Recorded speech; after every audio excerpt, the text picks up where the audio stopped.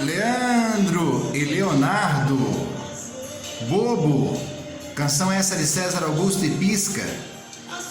que veio aí no álbum de 1993, cujos sucessos foram Mexe Mexe, Bobo, Diz Que Me Ama e também a faixa Em Nome do Amor, que tornou-se nome do programa Silvio Santos, com o nome da faixa,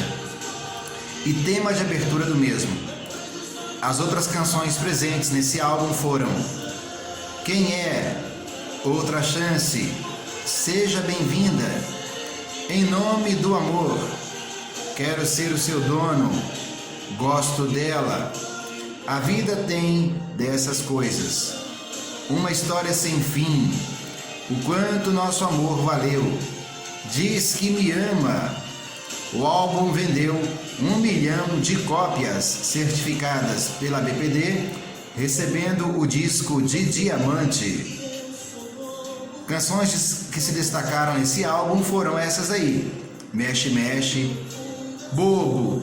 Diz Que Me Ama, entre outras canções que fizeram desse álbum um dos álbuns mais trabalhados também da dupla Leandro e Leonardo.